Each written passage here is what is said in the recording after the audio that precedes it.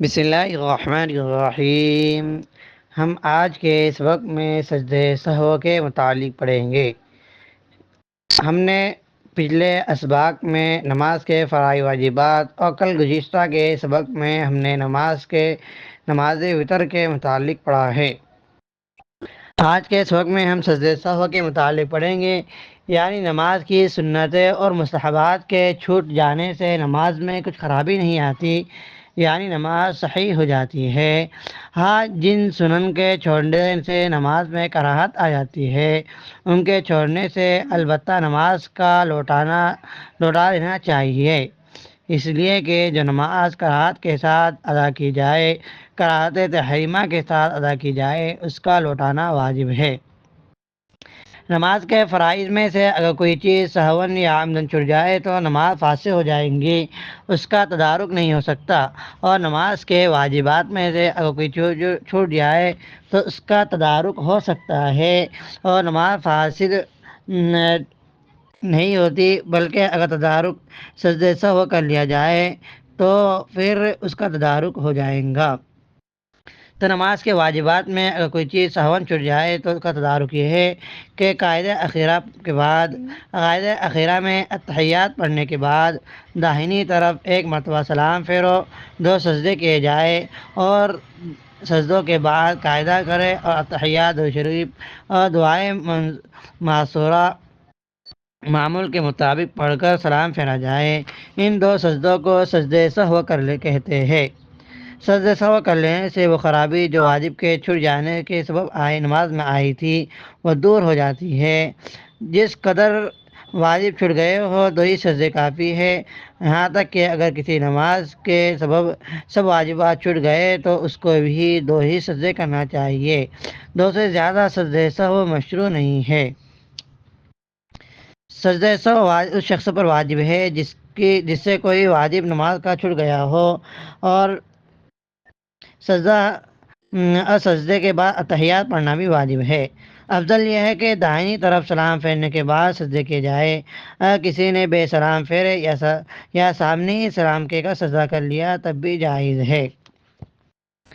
تو اب سجدہ سہو کن چیزوں سے واجب ہوتا ہے، ہم ان کے متعلق پڑھیں گے کہ کسی رکن یا واجب کی ادائیگی میں بلا وجہ دیر کرنا، یا اس میں جلدی کرنا یا دیر کرنا، یا اس رکن کو دوبارہ پڑھنا، ڈبل پڑھنا، یا اس رکن کی جگہ کو تبدیل کر دینا، یا اس کے اصل محل سے اس کی جگہ سے ہٹا دینا، در حقیقت واجب کا چھوڑنا ہے، اور سہون ایسا کرنے سے یعنی بھول کر ایسا ہو جانے سے سجدہ سہو واجب ہوتا ہے، اور اگر جان بوجھ کر چھوڑ دیا جائے تو پھر نماز نہیں ہوتی، نماز ٹوٹ جاتی ہے۔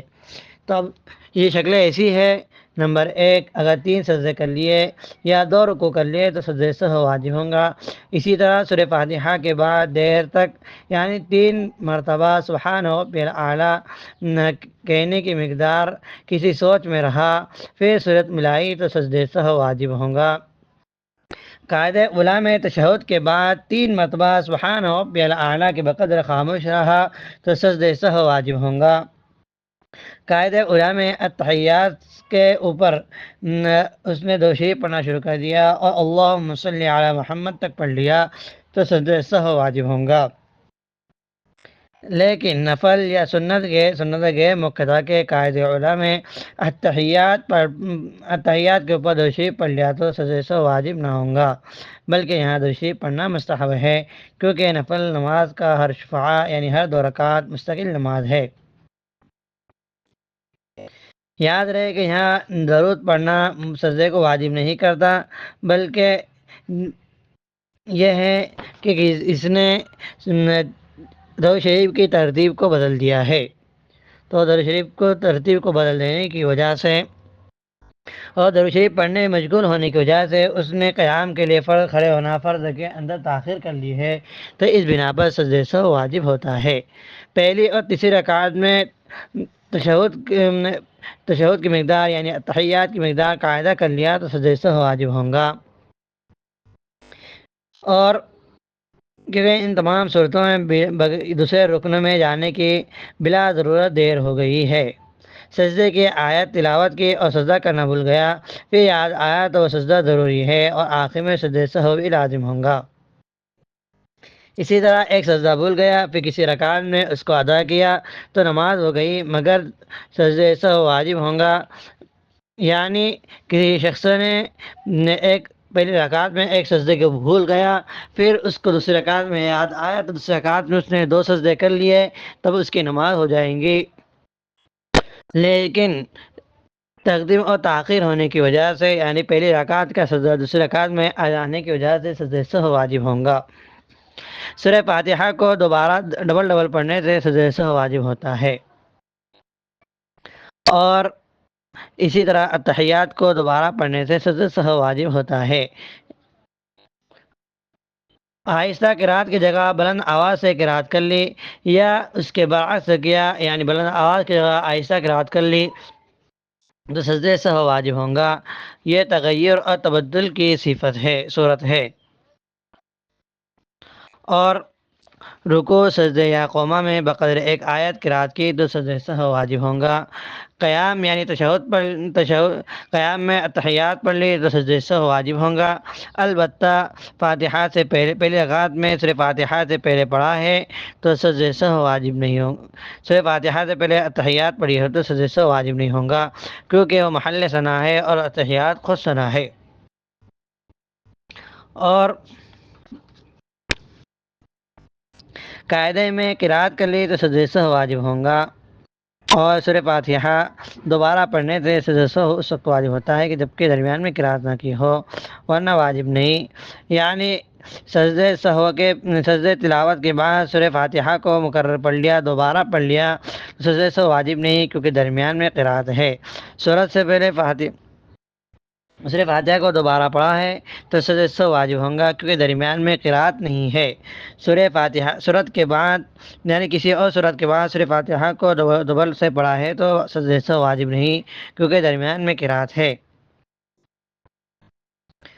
اور ہر وہ رکن جو نماز میں ڈبل ہو، جیسے قیام، قرات، رکوع، سجدہ، اس میں ترتیب واجب ہے، اس کے خلاف کرنے سے سجدہ سہو واجب ہوتا ہے۔ اور جو ڈبل نہیں ہے، دو نہیں ہے، جیسے تکبیر تحریمہ، قاعدہ اخیرہ، اس میں ترتیب فرض ہے، اس کی رعایت نہ کرنے سے نماز صحیح نہیں ہوتی۔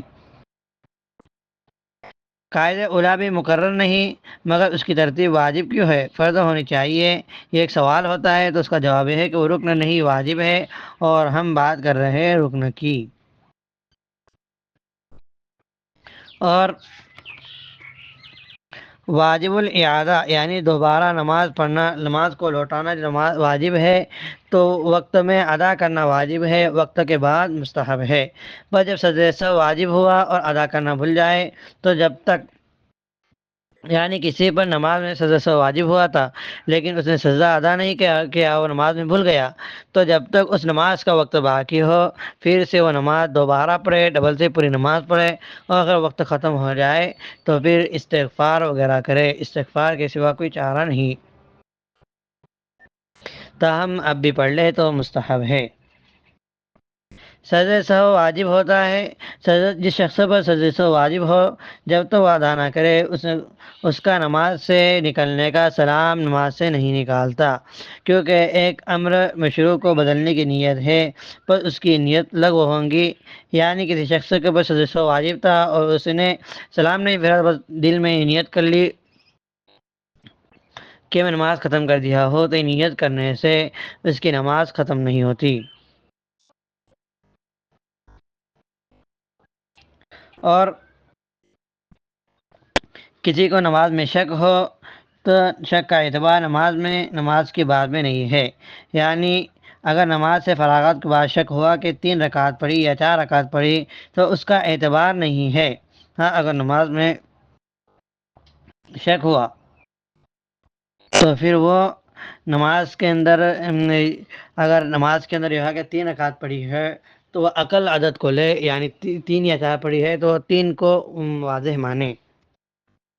اسی طرح نماز کا شک ہوا کہ نماز میں وضو ٹوٹ گیا تھا یا کپڑے پر نجاست لگی تھی یا مسح نہیں کیا تھا تو بھی یہی حکم ہے، یعنی نماز ہو گئی، نماز کو لوٹانا نہیں ہے۔ اگر کسی نے نماز کے بعد کسی معتبر شخص نے خبر دی کہ 3 رکعت پڑھی ہے تو نمازی کو یقینی طور پر 4 رکعت پڑھنا یاد ہے تو نماز کا لوٹانا واجب نہیں، اس کی بات کا اعتبار نہ کرے، اور اگر شک ہے تو نماز کا لوٹانا واجب ہے، کیونکہ مخبر کی خبر سے ایک جانب کو ترجیح حاصل ہوتی ہے۔